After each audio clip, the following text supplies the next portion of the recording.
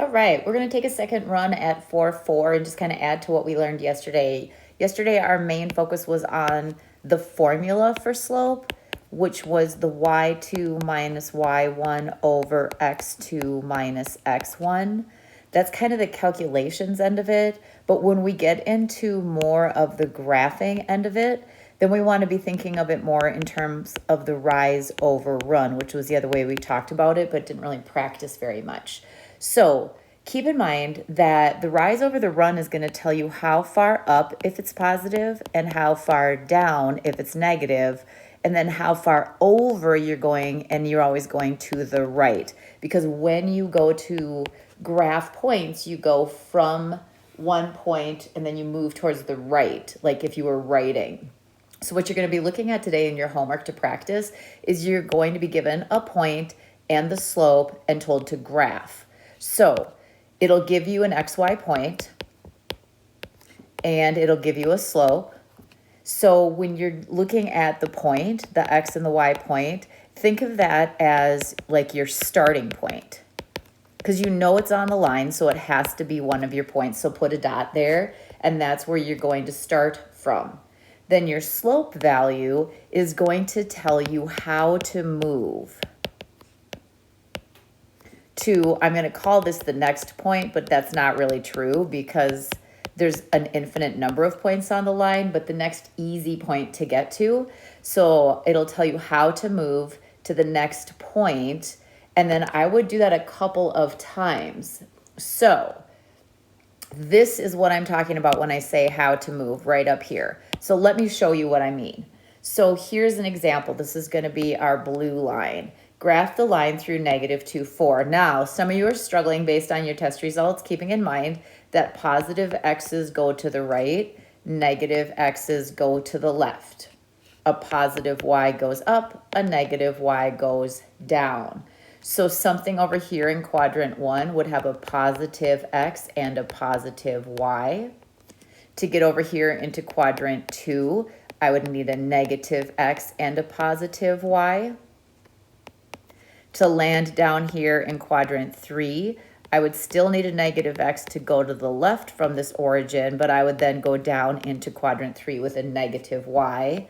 And to get to quadrant 4, I would have a positive x because I'd be going to the right from the origin, and then down into that quadrant 4. So if you're still struggling with plotting points, you need to go back and practice that, because otherwise the graphing the lines will feel pretty overwhelming. So here for -2, 4, I'm going to go, I always start at the origin, which is right here in the center. I go 2 to the left, but then I go up 1, 2, 3, 4. So I'm going to plot that point. Now your IXL today, that'll be the first thing you do is plot the point by clicking in that spot. Now, this has a slope of -2/3. So it's negative, going back up here. That tells me that I'm going to be going down. So what I want you to do is think about what this means. This means I'm going to move down 2, and then it's over 3, always to the right. So I go to that point that I started at. From that point, I count down 2 over 1, 2, 3 to the right.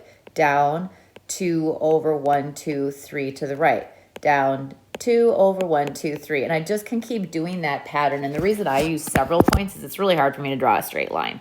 So I like to go through as many as I can, and a lot of you on that last test did not connect your points, but we're not plotting just points, we're plotting the entire line. So kind of get in the habit of that.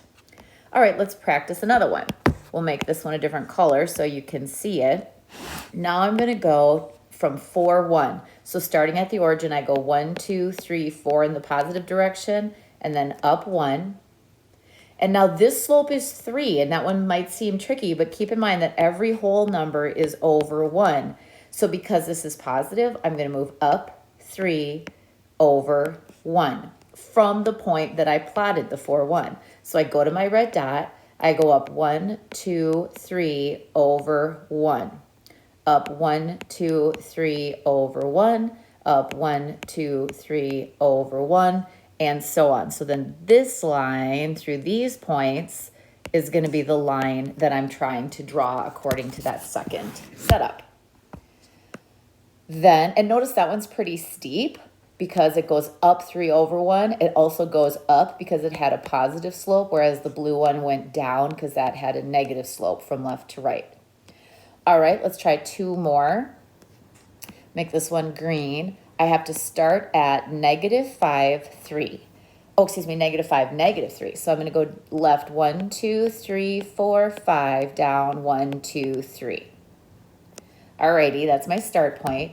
Now think about what this means. It's positive, so I'm going to go up 1, and then it's over a 4, so I'm going to go over 4. So from this green dot that I plotted, I'm going to go up 1 over 1, 2, 3, 4, always to the right. Up 1 over 1, 2, 3, 4.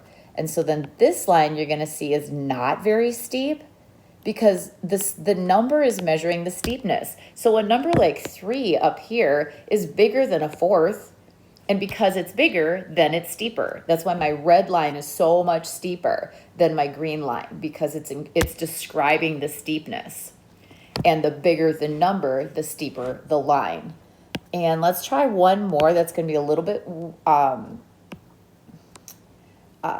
different, but not terribly. So 0, 7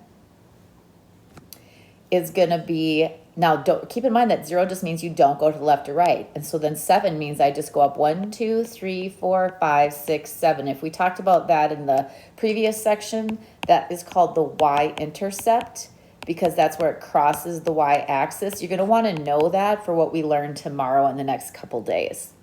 Now the slope is -1. So again, keep in mind, anytime you have a whole number, just like up here with the 3, it's over 1. So when I go to move, since it's negative, I'm going to move down 1 and then over 1. So from my big blobby purple point, I'm going to go down 1, over 1 to the right, down 1, over 1, down 1, over 1, down 1, over 1. So this one is going to be sloping like this. So that's what you're going to be doing on your IXL today. I think it's Y5 under the algebra 8th grade tab, sorry. And you're going to do the exact same thing. They're going to give you a point and a slope, a point and a slope. I don't know, honestly, if there's any horizontal or vertical, but let me throw one on here just in case. Let's say they said that it goes through -6, 4 with a slope of 0. Keep in mind that was our exception yesterday, and you would have to know then that that's going to be horizontal. So I would go to -1, 2, 3, 4, 5, 6, up 1, 2, 3, 4. And then if it has a slope of 0, it means it doesn't go up or down. And so I would be drawing in just a horizontal line through that point. I honestly don't know if the IXL has any horizontals in there, but I want you to know how to do that. If it had said same thing, go to -6, 4 and have a slope that is undefined, keeping in mind that that means the line is vertical. So then I'd be using that same start point, but I would just draw a vertical line down through that. So it depends on if they tell you the slope is undefined or they tell you the slope is 0 for these two exceptions. I don't think you're going to see them on your IXL, but you might on our quiz at the end of the week. So just kind of keep those in mind.